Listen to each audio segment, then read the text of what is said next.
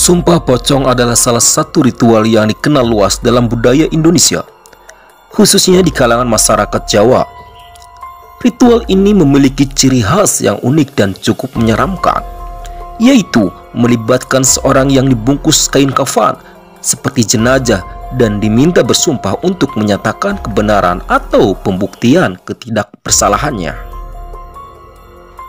Meskipun populer di kalangan masyarakat sebagai metode penyelesaian perselisihan atau pembuktian kebenaran, sumpah pocong menimbulkan banyak perdebatan, terutama mengenai kebebasannya, keabsahannya dalam pandangan Islam, dan dampaknya terhadap kehidupan sosial.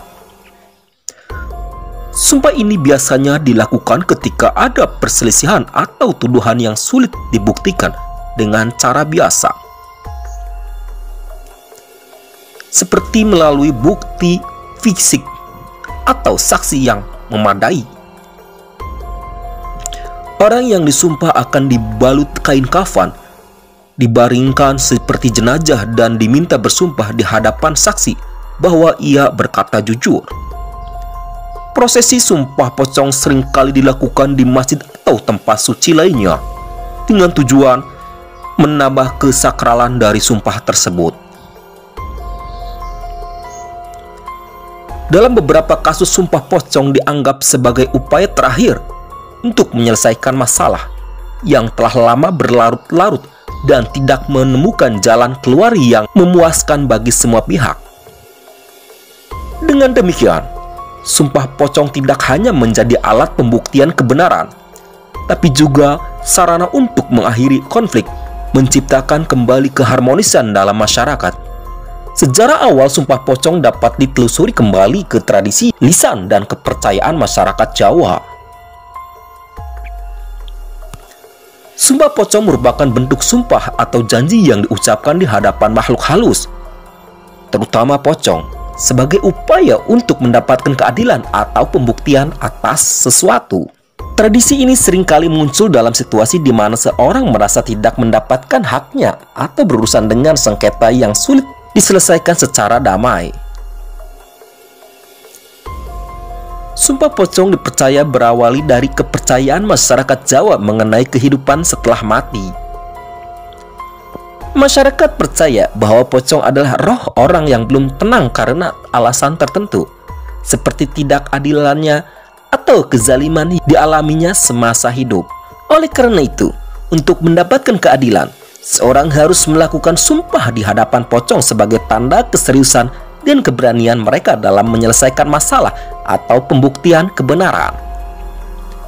Lantas, siapa yang pertama kali melakukan sumpah pocong?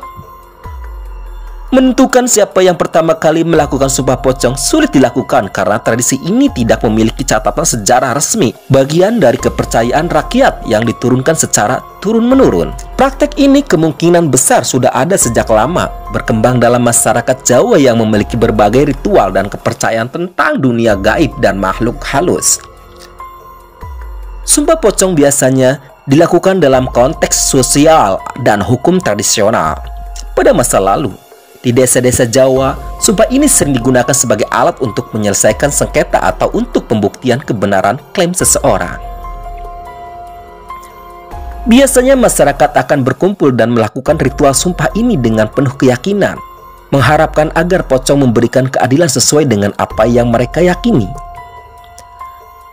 Dalam perkembangannya, sumpah pocong ini lebih sering dianggap sebagai bagian tradisi dan cerita rakyat yang mengandung unsur mistis. Walaupun tidak lagi banyak dilakukan dalam konteks hukum atau sosial, tradisi ini tetap menjadi bagian dari budaya dan kepercayaan masyarakat Indonesia, khususnya di Jawa. Sumpah pocong merupakan manifestasi dari kepercayaan masyarakat Indonesia terhadap dunia gaib dan makhluk halus, khususnya pocong.